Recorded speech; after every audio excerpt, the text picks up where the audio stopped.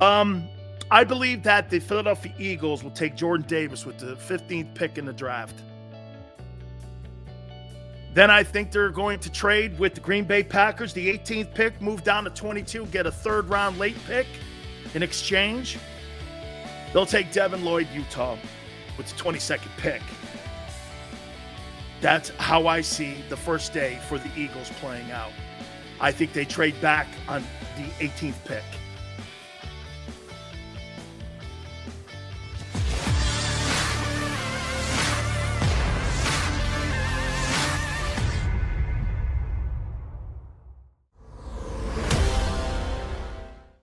Who should the Philadelphia Eagles draft at number 15 and number 18 in Thursday's NFL draft in the first round?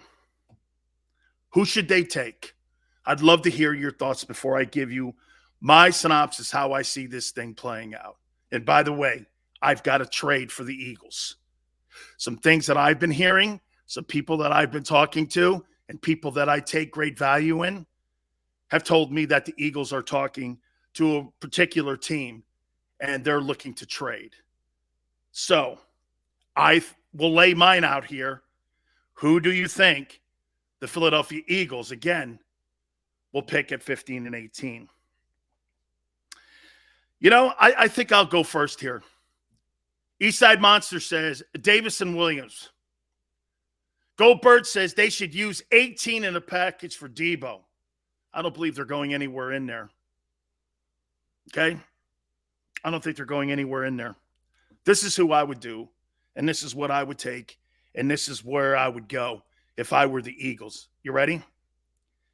I would take with the 15th pick, Jordan Davis, defensive tackle out of Georgia. Just too much to pass. Just too much to pass. I believe he'll be there. 6'5.5". I mean, the guy runs like a deer at that size. Too much athleticism. He is a giant. He could be probably one of the best athletes I've ever seen at defensive tackle. And then when I put the production that he had at Georgia and how good he was at Georgia, there's no question. They're at 15. You take Jordan Davis if he's sitting there. He's just too good, man. And now you wonder why the Philadelphia Eagles ended up restructuring a contract for Fletcher Cox for a 1-year deal. This is going to be the heir apparent to him. So I would take Jordan Davis at number 15. This is what I'm hearing for the 18th pick. I'm hearing the Eagles and the Green Bay Packers are in conversations for the 18th pick, which would mean that the Eagles would get the 22nd pick in this year's draft, and they would get a late third-round pick for them moving down with the Packers. And with the 22nd player taken, Devin Lloyd, Utah. It's funny that these were, some of the guys that we were circling when I did my mock draft. I say Devin Lloyd, Utah, with the 22nd pick, they end up taking him. He's a guy that you could put in a 34-43. He's a Micah Parsons type of guy and athlete. He's that good. He's a guy. I was a little disappointed. I'm a little disappointed in how he performed at the combines. But to me, here's a player that with the versatility that you need in today's defenses, he gives it to you. Okay? Can he be a 3-down DT? I believe he can. He was a 3-down DT when he was at Georgia. And in that defensive line, one above all, I'll say this to you, man. There's going to be at least 9 guys taken in the first 3 rounds off that defense. Yes, he reminds me of the kid with the Ravens. He takes plays off. Jerome Brown took plays off, Will. Steven says Debo says that he doesn't want to run with the ball anymore. You know what, Steven? When you pay a guy $28 million, he'll do what he's told. Okay? He'll do what he's told. I'm with that, Sills. One above all. How are we dealing with the pack? Can he play 3 downs, though, Sills? Looks to be an issue with you guys, and whether or not he can play 3 downs. It's a good question. His size and his strength, though. You know, they said the same thing about Warren Sapp when he came out of Miami. Is he a 3-down guy? Can he play 3 downs? Sapp turned out to be one of the best 3-technique pass rushers there is. Okay? They all have motors. Howard, that's right. All those Georgia kids have 3 things. They love the game, they have motors, and they're productive.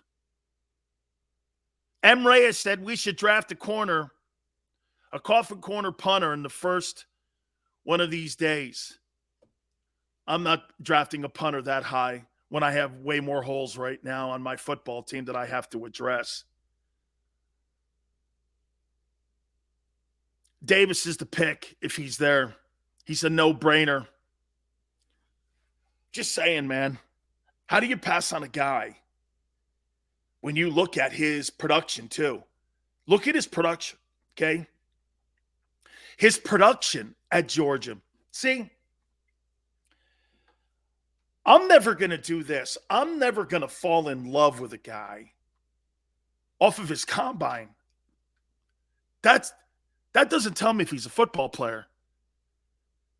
That tells me he came to the combines and he performed at what he was asked to do. Shuttles, bench press, vertical jump.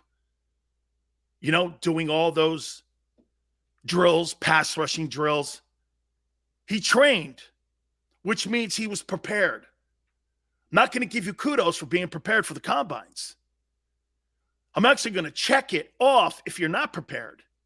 And when you're not prepared, okay, we're in an evaluation part of this now where we're looking at this. One smallest thing can be the difference between you going first overall or 18th. These guys in all of this process right now, 1/2 inch too short, didn't run a great 40, interview wasn't hot. Wonderlic test kind of frightened somebody. Some teams like smart kids. We're in right now. Everybody sitting around. And by the way, welcome aboard, Philadelphia Eagles, for coming aboard and watching the show as you always do each and every single day. So the Eagles are sitting around their draft table right now. What separates this kid from this kid? Why is this guy better than this guy? You're going to have half the room liking one kid versus the other side of the table going, yeah, but you want that. Then it's got to come down to Howie Roseman signing off on it and then going to the owner. Here's where our direction is. The owner already knows the direction of the draft. Howie's already laid it out what he's going to do. And remember something else too, guys. When you're sitting around at 15 and 18, you're kind of a slave to the board. You know, just like last year, you're kind of a slave to the board. Some guys may fall, some guys may not. That's why you have to have multiple picks. Look, I wrote some of these names down even. I wrote some of these names that could be around the 15th pick. Olave, McDuffie, Nakobe Dean, Burks from Arkansas. Couple of these guys could be down there at that time. You have to make a tough decision. Jordan Davis may get picked earlier. Then what do? You can't get caught with your pants down in a scenario, so you have to have multiple scenarios playing itself out. By the way, I will say this. I feel very comfortable if I were the general manager, and I'm going to play GM this week. I feel very comfortable in making this comment. There is not one quarterback in this draft that I would put my franchise in their first-round draft choice behind. Not one. No, thank you. I'd rather get a better player. I'd rather get a better player, and I'd rather get a player with more production. I'd rather get a more valued player. I'd rather use Jimmy Johnson's value chart on getting the player that I know that could be productive on my roster, and instead of a guy that I'm half not sure. That's not what this is about here. You're trying to limit failure here. If the one thing you're being told about this draft, remember something, most teams fail in their drafts. The very, very hard science, figuring it out. So when you're putting a draft board together, what do you want to look for? Put your draft board together and say this. Does a kid play against good people? Yes, check. Does a kid have great production? Yes. Then is the kid an athlete? Yes. Is he coachable? Yes. How was the interview? Great.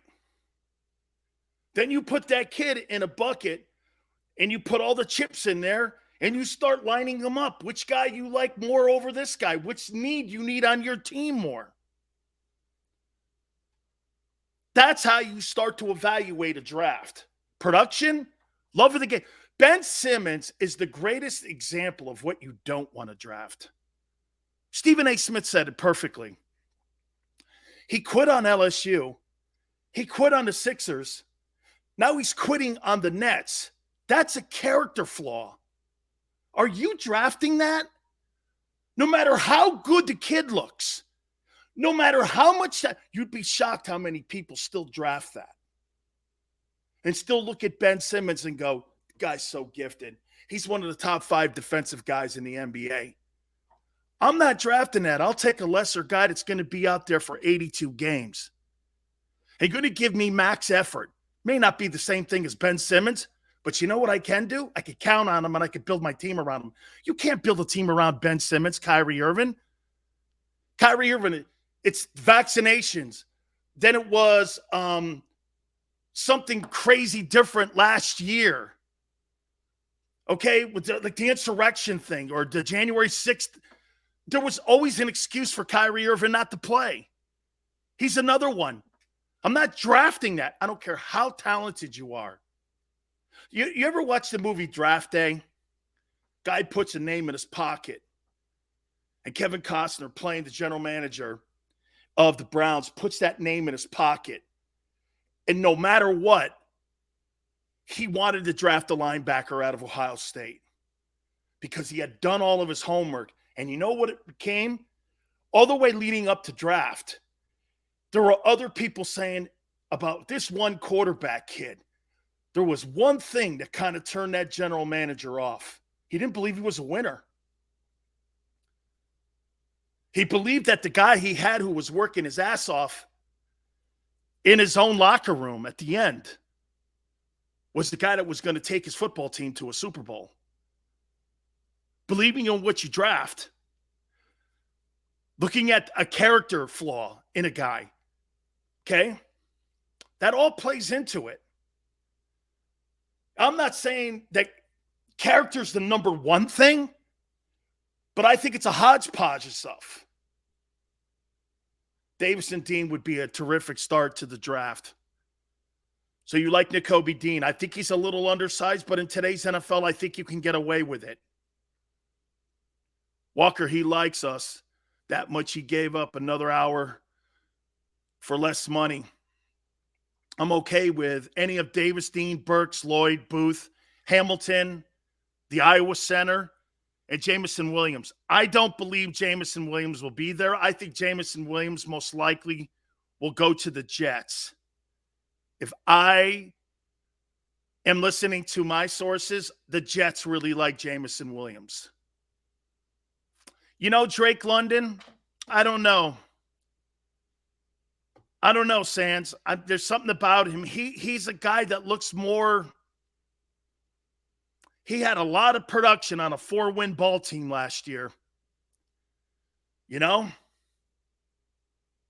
I would love London or Burks for their size.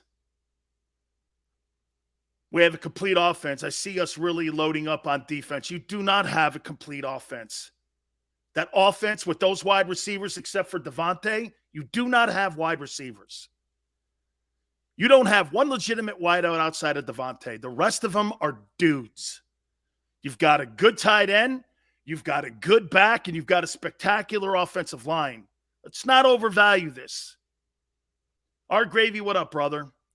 Eagles are missing 2 starters in the secondary, cornerback and safety. I would agree, and also a linebacker and edge rusher. Sometimes they go hand in hand. Okay, I agree. We are missing a wide receiver piece. And that's the guy that can get us up and get the ball rolling. You don't think you're missing a quarterback, too? Talent all day. I agree. Here's who I think will be the top 5 picks in the NFL draft.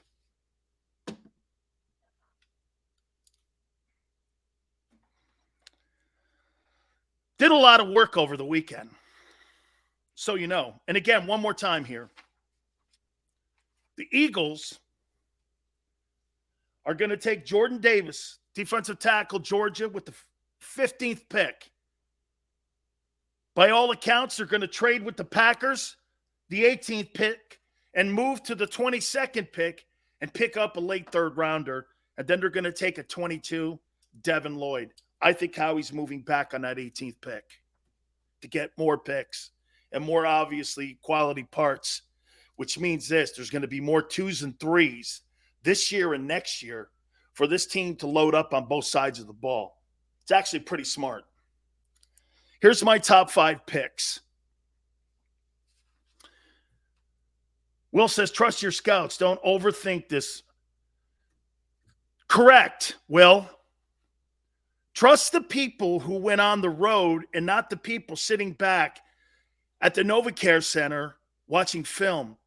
Talk to the guys who actually went and went down to Athens. Talk to people who actually went to Little Rock. Talk to people who actually went to Columbus and talk to the coaches, the players. Talk to those people who put the road work in. You know the first thing you do when you're talking about a kid like Jordan Davis? Who do you think that I would get? Who do you think I would get if I was Howie Roseman? If I was Howie Roseman, who would you call for a scouting report on Jordan Davis? Who would you call? Who would you call if you wanted a scouting report on Jordan Davis? Who would you call? Thanks, Timothy. Appreciate it. Who would be the one guy that you would take his value and his word when you're talking about these kids that you're going to potentially draft on Thursday, Friday, and Saturday? 252 goes me.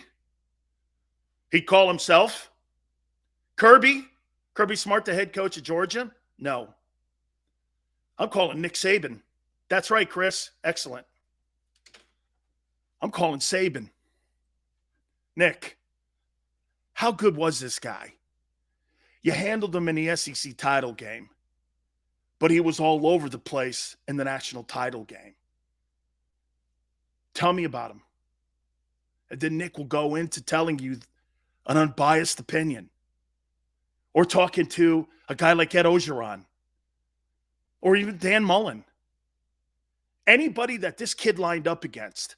I don't want to hear Kirby. Kirby's going to be a salesman for his kids because the more kids that Kirby gets drafted, what does Nick Saban say? What is that number? I don't know, Xander, do you know the number? How many billions of dollars has Nick Saban made his players since he's been there at Alabama? It's billions of dollars. Nick's a salesman. He wants his guys. Now, I'm not saying Nick's going to lie about his guys, but know this. If I call him up about Jordan Davis or Nakobe Dean, what do you think of him? Kid was great, man. He will take a playoff. Keeping him motivated is going to be maybe an issue. That's why you got Fletcher next to him or Hargrave next to him. You got some veteran leadership in there talking to him. Offensive lineman across from him in camp. Kid, you got to play your ass off every down when you're in the NFL. Ain't no days off. Ain't no plays off. Eye in the sky don't lie. You're going to be evaluated every single play. And nobody cares you won a national title. Nobody cares you went to Georgia. Can't take plays off in this league, kid. especially when you're the 15th pick in a draft. You got to show up and you got to play your ass off. Okay? Here's who and I'll give you, by the end of the program, my top 10. Here are your top 5 players. At number 5, Charles Cross, Mississippi State offensive tackle. Go to the Giants if they don't trade out of that pick. Number 4, Sauce Gardner, Cincinnati cornerback, New York Jets. Number 3, I hope I'm saying this kid's name right. Please forgive me if I mispronounce it. JAKIB Media, NC State offensive tackle, Texans. Number 2, Aiden Hutchinson, Michigan, edge rusher, Lions. And the number 1 pick will be Trayvon Walker, Georgia, defensive line, Jaguars. Can't pass him by. Can't pass him by. Walker's the best player in the draft. All the YouTube stuff I've watched, the stuff that Barrett sent me, he's the best player in the draft. He's the best player in the country. That kid there can play. He is the best. Okay? Hands are great. Feet are great. Motor's great. Interview was spectacular. Did well on the Wonderlic test. You couldn't find an opponent that schemed against him that said he wasn't a game-changing player. He's your first pick. He is your first pick. Yeah, I got Neil out of the top 5. Xander was right. He stops after engagement. And what I mean by this is he's great at the point of attack. He's great when he's in you, but he doesn't finish plays. He'll let a guy on a second move get by him. And he doesn't continually finish plays.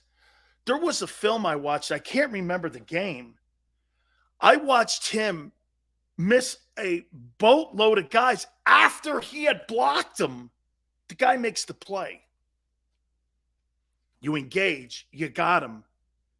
Then he stops. He doesn't finish. I thought that was a bit of an issue. I may be wrong. I had him. Hey, just to show you how different it is now, watch this. After I did all my homework, here was my mock draft versus what I think will happen Thursday. I had the kid from NC State at 5, so I'm kind of still right there, but I had him going to the Giants. The Giants still taking an offensive lineman, the kid from Mississippi State.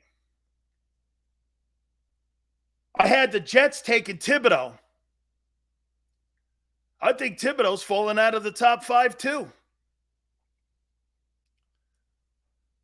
And I got Sauce Gardner going there. The kid from NC State, I got 3rd. Here I've got Stingley. I got Stingley out of the top 5. I had Hutchinson 2. He's still 2. But I had Evan Neal number 1. Now I've got Trayvon Walker. It's funny after you watch all the game film on him, how all those perceptions change. Okay?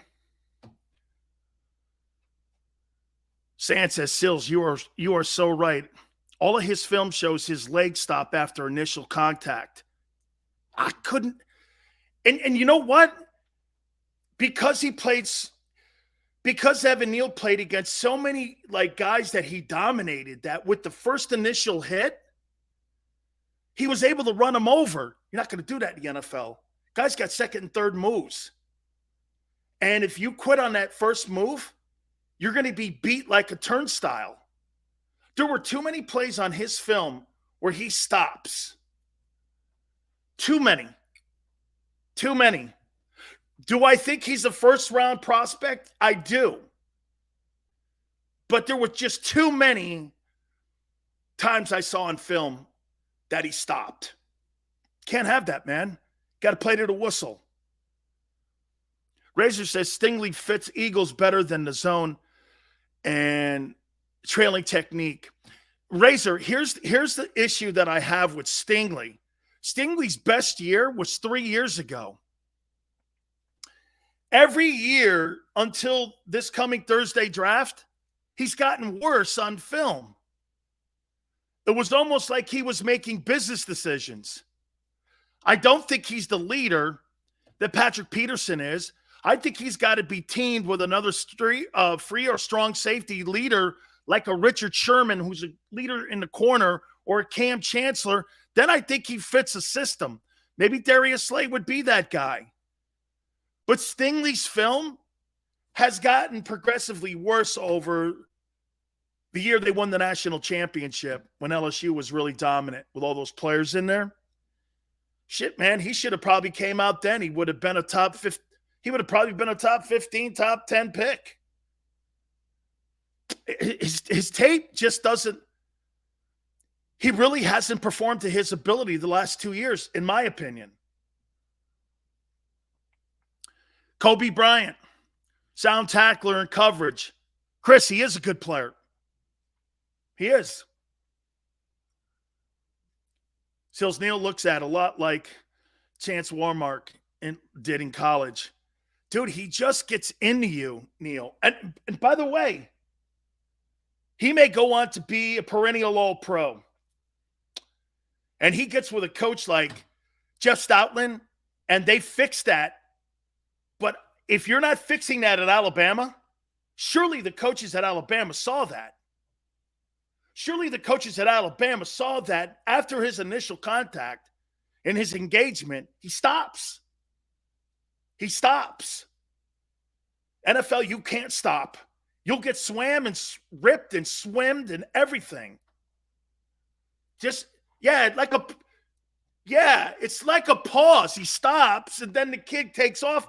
And how many times when you watch a Evan Neal game film where the backside guy makes a play because Neal stopped? I saw it in that Georgia game quite a bit, actually. If the Eagles don't draft a corner in the first 2 rounds, do you think that means McPherson is number 2? I think you're going to be able to get as many as you possibly can. Pretty good safeties in this draft. Ask any Bama fan. They know Neal got beat a lot. He's just a physical specimen. That's Xander talking too. Okay?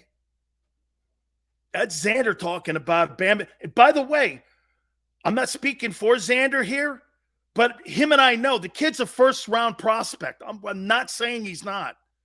But when we're talking top 5, these other guys, man, they finish plays and run guys into the dirt. Dude, I got to tell you, man, I saw the Georgia guys beating them in the title game. And again, remember something here. It's a fine line between 5 and 13. Okay? Fine line between pick 5 and pick 13 or pick 15. Anything could change that dynamic. Will says, doesn't matter in college. Now you're at the pros. Some men aren't ready for that grind. Will, amen to that. You got to be mentally focused and ready to play here, especially in those positions. For whatever reason, the quarterbacks get pampered and said that you don't have to play this year. We'll wait and see what you do over the next 3 years. When you're an OT or you're a DT or a linebacker or a corner, you freaking need to play now. Not tomorrow, not next year, today, right now. Especially when you're taking in the top 5 picks, especially when you're a first-round draft choice. Davey boy, I'll get to the kid, Carl Aftis, here in a second here, because I got to take a time out here. Eagles have a track record of not drafting cornerbacks in the first round. I hope they change that. I'm not passing on Davis. And if Sauce Gardner's there, now wait a minute. Would you rather have Trent McDuffie or would you rather have Jordan Davis? Or would you rather have Olave from Ohio State? Those three guys could probably be there. Let's take a timeout because I want to hit on that as well. Okay? Because those three guys could be sitting there. All right? They can be. Hey, guys, we really appreciate Morgan & Morgan so much sponsoring the National Football Show and Big Sales here. The fee is free. That means this, okay? They don't get paid unless you get your fair compensation. And if you're hurt on the job or you're injured on the job, finding that lawyer is one of the most important things that you could possibly do when it comes to making sure you get your fair compensation. For the people, my friends, it's not a slogan, okay? It's who they are. It's what they do. I've known Morgan & Morgan for over 25 years, and they've been battling for clients for all these years. Get this. Last 30 years, $13 billion in compensation has been awarded to their clients because they go to work for you and they fight other law firms for you. That's right. With over 800 attorneys and offices in Philadelphia, Florida, New York, and across the country, size matters, my friends. They're the biggest law firm in the country. They will not be intimidated when they make sure that you get your fair compensation. And they will.